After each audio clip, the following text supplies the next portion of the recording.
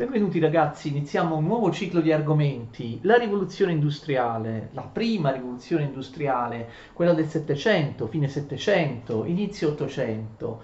Vi ricordo che io ho già parlato dei presupposti della rivoluzione industriale in un altro ciclo di lezioni che vi consiglio di andare a vedere propedeuticamente rispetto a queste che iniziano adesso, ovvero nel ciclo di lezioni intitolate 6-700, storia sociale e materiale.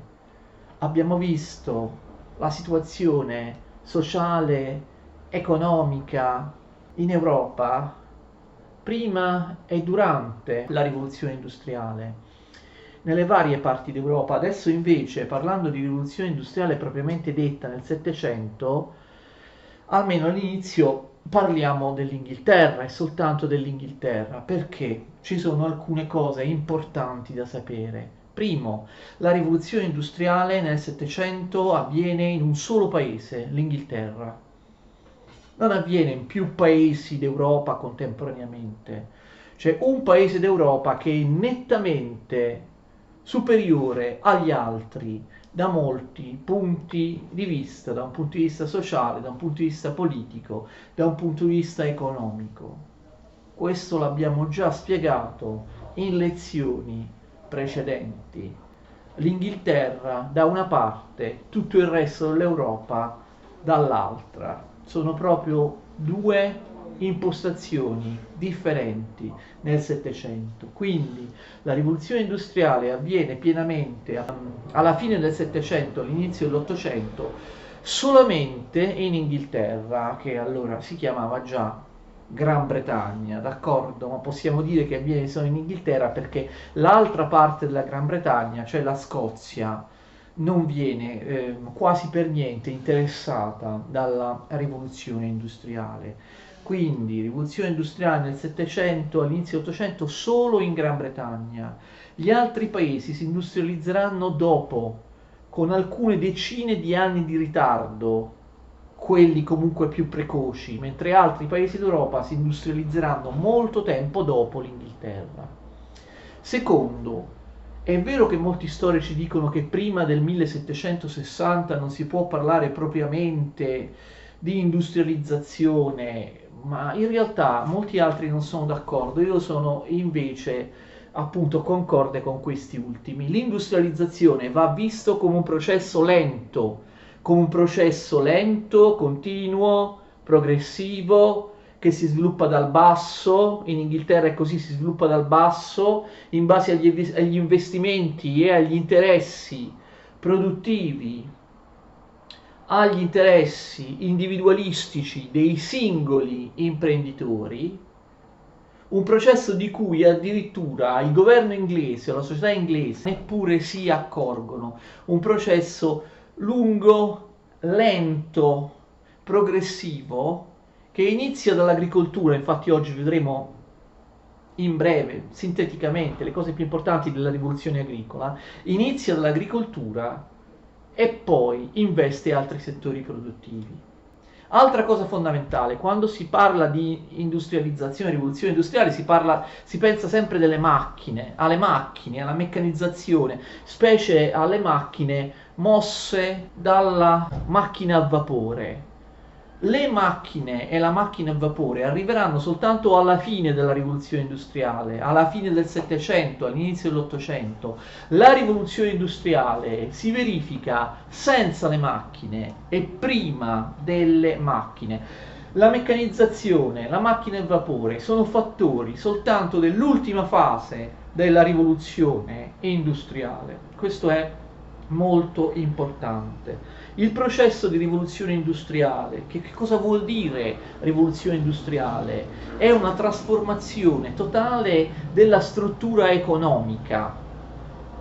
Naturalmente può essere confrontata, molti storici l'hanno fatto, con la contemporanea rivoluzione francese. La Francia, che era un paese arretrato, che era un paese pre-industriale, prima della rivoluzione, un paese industrializzato soltanto in piccola parte.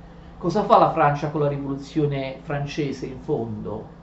Sconvolge la struttura. Quali tipi di struttura? La struttura politica, La Francia sconvolge la struttura politica, la struttura sociale, ma almeno inizialmente non la struttura economica. Mentre invece in Inghilterra la struttura politica resta stabile e viene rivoluzionata la struttura economica. Dopo 10 o 20 mila anni di società agricola, l'economia, il modo di produzione, ma anche, ripeto, non sono solo le macchine, le invenzioni, le migliorie tecnologiche. Con la rivoluzione industriale, dopo 10 o 20 mila anni di società agricola, vengono rivoluzionate completamente anche le modalità stesse del lavoro o l'organizzazione, la gestione del lavoro o i rapporti di lavoro tra datore di lavoro e lavoratore dipendente. Tutte queste cose, una nuova organizzazione del lavoro, gestione gestione del lavoro, nuovi rapporti di lavoro, avvengono prima dell'introduzione delle macchine e indipendentemente dall'introduzione delle macchine. La rivoluzione industriale, secondo gli storici, è tale quando si verificano almeno almeno questi tre presupposti. Primo, il prodotto interno lordo, o altri storici dicono l'aumento della produzione industriale, cresce più in fretta della popolazione. Secondo, la produzione industriale cresce più in fretta di quella complessiva. Terzo, maggiore produttività del lavoro consentita dalla meccanizzazione dei processi di produzione. Quindi vedete che le macchine, la meccanizzazione sono solo uno di questi presupposti, sono quello che poi si svilupperà alla fine del processo complessivo. Ci sono altre caratteristiche che gli storici hanno messo in evidenza, come l'aumento dei contadini nella prima fase della rivoluzione industriale, l'urbanizzazione, la formazione di grandi città, la formazione di grandi capitali utili per l'investimento, oppure la presenza di un libero mercato senza dazi, senza vincoli e così via. Ci sono tante caratteristiche che segnano la rivoluzione industriale. La rivoluzione industriale inizia come rivoluzione agricola e questa rivoluzione agricola in Inghilterra affonda le sue radici addirittura nel XVI secolo, nel Cinquecento. Come si coltivava la terra prima della rivoluzione industriale e poi che cosa cambia? Prima della rivoluzione industriale c'era un sottoimpiego nel terreno, le terre coltivate erano in misura molto minore rispetto a quello che poi sarebbe stato. Prendiamo una terra coltivata, veniva divisa in tre, generalmente erano tre strisce longitudinali, d'accordo? Le vedete? 1, 2 e 3. Il sottoimpiego del terreno derivava dal fatto che ogni anno soltanto 2 su 3 potessero essere coltivate, mentre la terza, poniamo che sia quella più in alto, doveva essere tenuta a riposo, ma questo riposo si chiama agese, è un riposo periodico, d'accordo? L'anno successivo la striscia da tenere a magese sarebbe stata un'altra, l'anno successivo un'altra, eccetera. Cioè ruota il magese, ruotano le 2 parti su 3, 2/3 della terra che erano coltivati, 1/3 viene lasciato incolto. Quindi si tratta di rotazione triennale che esiste circa dall'800 o dal 1000 d.C., almeno nei territori più evoluti dell'Europa. Perché? Quindi c'è un sottoimpiego della terra, si usano 2/3 di una terra e non i 3/3, non l'intero. Perché? Questo dipende anche dalla scarsità dei concimi. Non ci sono concimi validi in modo tale da poter utilizzare continuamente la terra. I concimi sono scarsi, i concimi sono di scarsa qualità e quindi la coltivazione della terra esaurisce facilmente la terra stessa. Per ripristinare le condizioni per cui una terra possa essere coltivata, per renderla nuovamente fertile, la terra doveva stare a riposo, altrimenti non ripristinava la sua fertilità. A riposo almeno una volta ogni 3 anni. La scarsità di concimi era strettamente legata alla scarsità di animali. Gli animali erano pochi.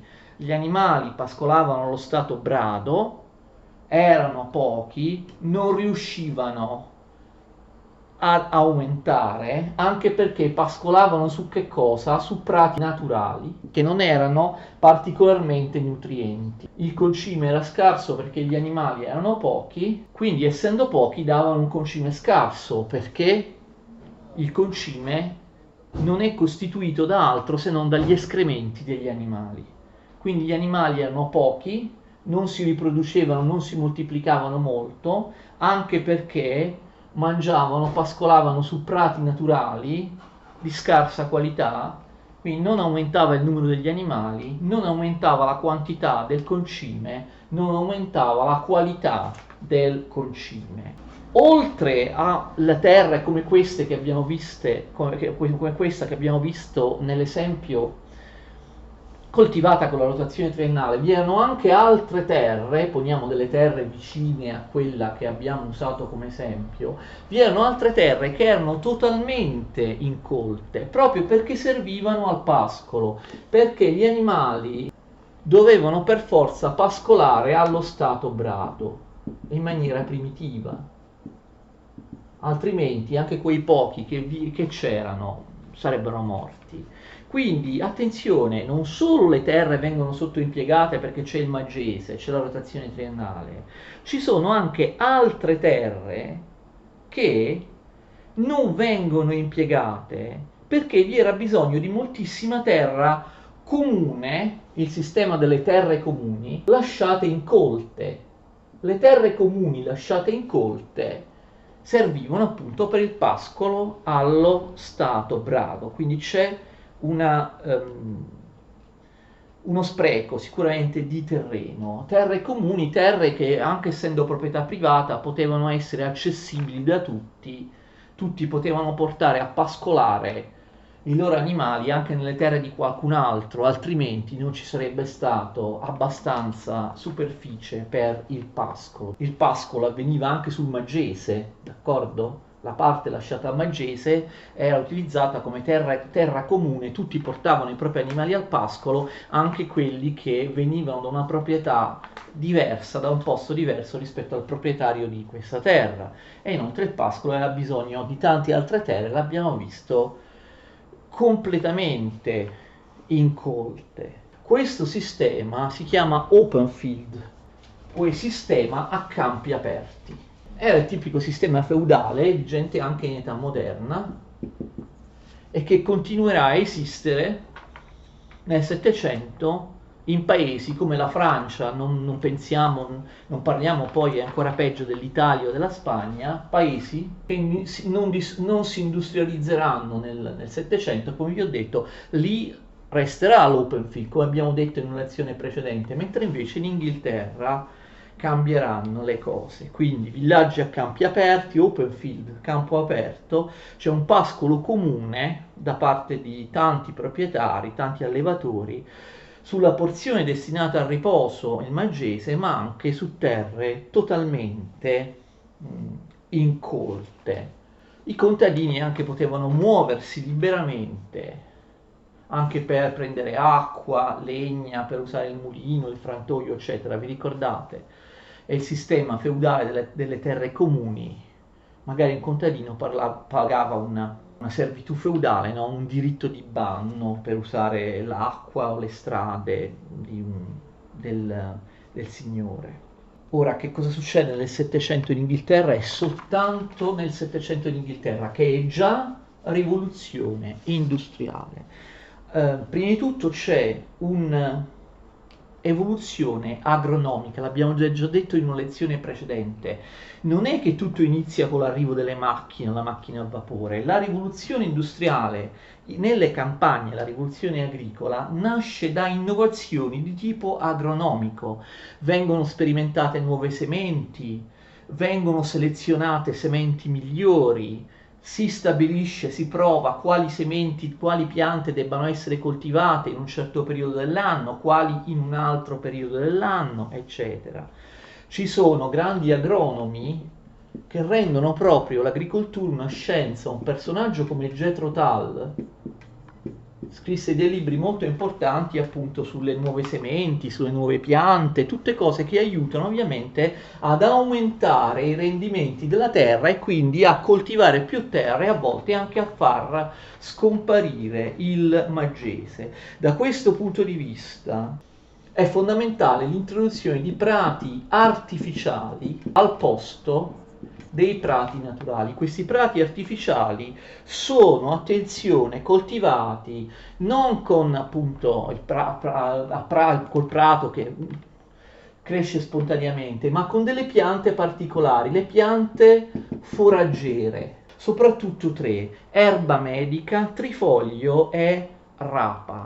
Le piante foraggere fanno sì, prima di tutto, che il terreno ricostituisca più facilmente la sua fertilità, d'accordo? I prati artificiali mantengono, migliorano la fertilità del suolo. Il foraggio fa bene alla terra, non solo, ma fa bene alla terra il foraggio anche per un altro motivo indiretto che forse avete già capito.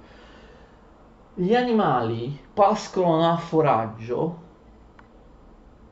si alimentano molto meglio, gli animali aumentano di numero, gli animali producono quantità e soprattutto qualità di concimi molto migliori, d'accordo? Quindi il foraggio di per sé aumenta le proprietà della terra, il foraggio di per sé rende più fertili la terra senza bisogno del maggese, del riposo periodico. Il foraggio viene anche mangiato dagli animali al pascolo, invece di prati artificiali mangiano prati, invece di prati naturali mangiano prati artificiali, cioè piante foraggere, e quindi abbiamo l'accrescimento sia del bestiame, dei capi di bestiame, sia un aumento, un miglioramento, un accrescimento dei concimi animali e della loro qualità. Quindi il maggese può scomparire, si inizia a coltivare molta più terra e anche le terre che abbiamo visto totalmente incolte iniziano a essere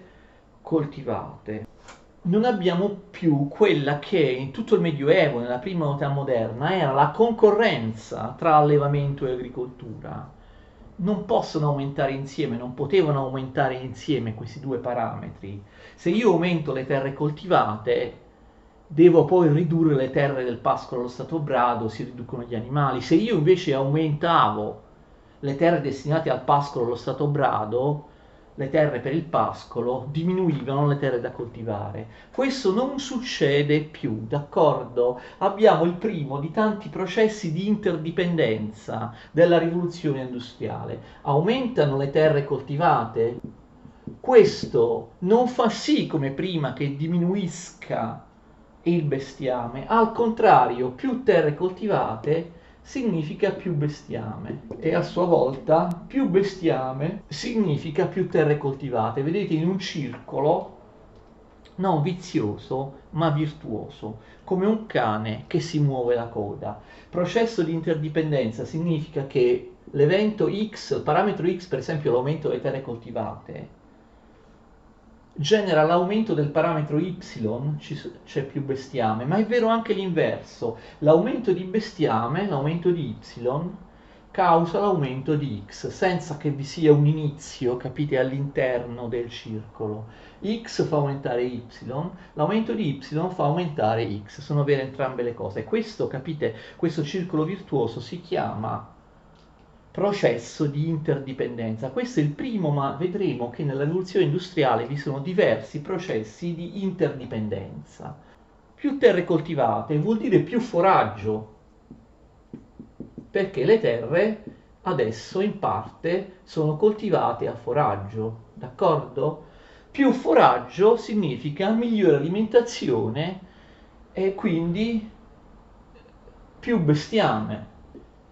Più foraggio significa anche più concime di migliore qualità, e quindi più bestiame, più concime significa che le terre sono concimate meglio, si possono estendere, quindi abbiamo più terre coltivate. Capite? Per la prima volta nella storia umana non succede che l'aumento delle terre coltivate fa diminuire il bestiame o che l'aumento degli animali, l'aumento del pascolo faccia diminuire le terre coltivate. Invece di essere, come erano sempre stati per secoli e secoli, in contraddizione, in concorrenza, agricoltura e allevamento diventano complementari. All'aumento dell'uno aumenta l'altro, all'aumento dell'altro aumenta l'uno. Spero che si sia capito. Quindi il Malgese scompare, moltissime altre terre iniziano a essere coltivate, aumentano anche moltissimo i capi di bestiame, i quali mangiano foraggio. Attenzione, si può addirittura far quasi scomparire il territorio destinato all'allevamento. Perché? Perché il foraggio, a differenza del prato naturale, le piante foraggere possono essere mangiate all'interno, lo sapete, di appositi contenitori, di mangiatoie, e quindi gli animali, invece di andare in giro a pascolare, possono essere tenuti nelle stalle. L'allevamento diventa stabulare nelle stalle, e quindi questo significa che gli animali aumentano, e quindi aumenta la quantità e la qualità dei loro escrementi, cioè dei concimi, non solo senza aumentare le terre coltivate, ma anche riducendole moltissimo, perché gli animali mangiano il foraggio chiusi all'interno delle stalle. Questo dà ovviamente causa un enorme sviluppo dell'agricoltura e dei prodotti agricoli. Molti nobili, molti proprietari terrieri fino ad allora davano scarsa importanza all'arricchimento che poteva derivare dalla coltivazione delle terre, e invece adesso capiscono che le terre possono fruttare moltissimo, possono essere sfruttate in maniera intensiva in base al profitto, ad una nuova mentalità capitalistica. Arrivano poi nuovi strumenti di lavoro che anche migliorano il lavoro della terra, aumentano le terre coltivate, ma non sono macchine inizialmente, sono semplicemente attrezzi, per esempio l'aratro, in metallo, mentre prima non lo erano, oppure in parte il metallo. Questo ovviamente stimola la rivoluzione industriale in un altro comparto, cioè stimola l'industria metallurgica, l'industria del ferro. Poi arrivano le macchine vere e proprie, non c'è dubbio, le macchine agricole, però alla fine del processo, non prima del Settecento, al posto del lavoro delle braccia umane c'è il lavoro delle macchine molto complesse, molto pesanti, eccetera. Sono di tre tipi: le seminatrici, le trebbiatrici e le mietitrici. Attenzione, all'inizio queste macchine agricole, grandi invenzioni, non vengono affatto mosse dalla macchina a vapore. Soltanto successivamente la macchina a vapore sarà installata su queste macchine agricole. Non possono neanche però essere più mosse dalle braccia umane, perché sono enormemente pesanti. E inizialmente vengono mosse dagli animali. Queste macchine vengono trainate dai cavalli, comunque dall'energia animale. Tant'è vero che vengono chiamate anche macchine a cavalli.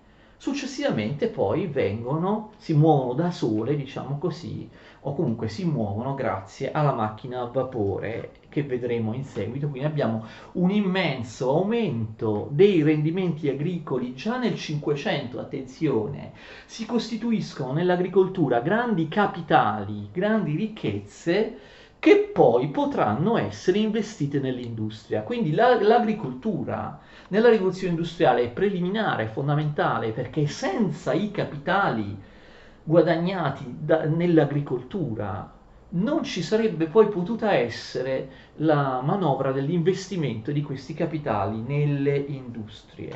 Abbiamo visto che cambiano anche i rapporti sociali, d'accordo?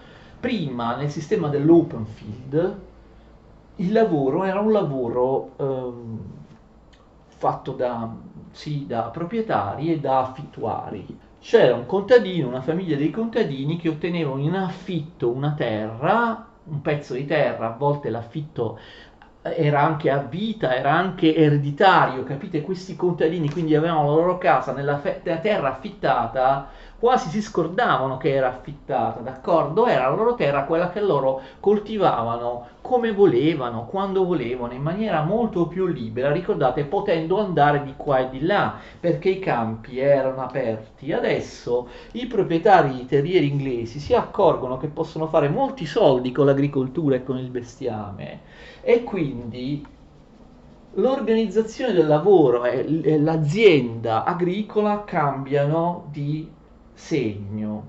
Al posto delle piccole aziende contadine a gestione familiare, spesso appunto piccola azienda contadina a gestione familiare su un territorio molto spesso affittato, abbiamo la grande azienda agraria, la grande azienda agraria capitalistica orientata al profitto, al massimo profitto. Non c'è più l'open field, viene dissolto il sistema dell'open field, dei campi aperti, per controllare meglio, appunto sfruttare al massimo la propria terra. Cosa fa il proprietario terriero? La recinta. Le recinzioni, di cui abbiamo già parlato altrove anche nelle lezioni sulla storia dell'Inghilterra nel 600, le famose enclosures. Le enclosures cominciano già nel 500 e nel 600 in maniera abusiva, illegale. Poi nel 700 riprendono con la rivoluzione industriale. Prima le recinzioni erano finalizzate più che altro all'allevamento, d'accordo? Poi nel 700 riprendono invece, per via della rivoluzione industriale vera e propria, nell'agricoltura, la proprietà privata vera e propria della terra si instaura, la terra viene recintata, nessuno che non sia il proprietario o qualcuno che il proprietario ha autorizzato può entrare in una terra. E quindi le terre non vengono più concesse in affitto, capite, a piccoli affittuari, ad aziende contadine, a proprietà familiare, a famiglie contadine, ma i contadini si proletarizzano, se vogliamo dire così, diventano dei lavoratori salariati. Il lavoro salariato, ovviamente, è una caratteristica fondamentale della rivoluzione industriale. Il contadino deve cambiare in peggio la propria vita, non può più gestire un proprio terreno come quando vuole, gli è stato dato l'affitto, insomma nessuno controlla veramente, basta che tu ogni anno porti una parte del raccolto al Signore. No, adesso le terre vengono sfruttate al massimo, proprio in maniera industriale. I contadini vengono vigilati, vengono controllati, devono lavorare 8 ore al giorno, ottengono un salario, cioè diventano lavoratori dipendenti, non più come prima nel rapporto di lavoro feudale si tenevano una parte del raccolto, un'altra davano al signore. Ora loro sono soltanto dei braccianti, dei salariati che lavorano la terra del signore. Tutto ciò che producono va al signore, cioè al proprietario, signore feudale che si trasforma in grande proprietario capitalistico, e loro, i contadini, ottengono in cambio una paga, d'accordo, in denaro. Quindi vedete, rivoluzione industriale significa anche cambiamento radicale dei rapporti di lavoro, dei rapporti tra datore di lavoro e lavoratore, rapporti di lavoro che diventano di tipo salariato. Quindi con le recinzioni, l'affermazione della proprietà privata vera e propria, gestita secondo la mentalità del massimo profitto, dell'arricchimento capitalistico, non ci sono più le consuetudini comunitarie, gli usi civici comunitari, le consuetudini comunitarie. Abbiamo visto nel sistema del campo aperto un contadino, chiunque poteva spostarsi dove voleva, non c'erano le recinzioni. Adesso questo non c'è più. Quindi il contadino basa la sua vita soltanto sul salario che guadagna. Può vivere soltanto se vende il proprio lavoro in cambio di un salario. Non può più andare a prendere l'acqua, la legna, la selvaggina o qualcosa in una terra che non era sua. Scompaiono. L'economia, le risorse, senza le risorse comuni l'economia familiare, l'economia di villaggio viene assolutamente distrutta. I contadini si ritrovano a essere proletarizzati, si ritrovano a essere dei lavoratori salariati che possono solo vendere il proprio lavoro, ottenere un salario, non possono più andare in giro secondo il sistema del campo aperto, d'accordo? Il Settecento il Parlamento, vi ricordate, era a maggioranza Whig, liberale, il Parlamento era costituito dagli stessi proprietari terrieri che stavano realizzando questa rivoluzione agricola, che spesso appunto erano legati al partito Whig, che eleggevano se stessi o facevano eleggere il proprio figlio in un Parlamento corrotto, in un Parlamento che faceva delle leggi esclusivamente a beneficio dei proprietari terrieri, che erano gli unici che rappresentavano i propri interessi al Parlamento, e spesso essi stessi si autoeleggevano in Parlamento. Quindi la Camera dei Comuni nel Settecento, ne abbiamo già parlato, parlando della storia inglese, aveva una maggioranza di proprietari terrieri che stavano realizzando la rivoluzione agricola, e quindi il Parlamento legalizza le recinzioni. C'è da dire che i contadini inizialmente, gli storici discutono su questo, non si ribellano alle recinzioni, le accettano come qualcosa di inevitabile, anche se questo, ripeto, fa perdere loro tantissime facoltà o diritti o usi o consuetudini che prima erano scontate, erano state scontate proprio per secoli e secoli. Questo, il fatto che i contadini non si ribellino,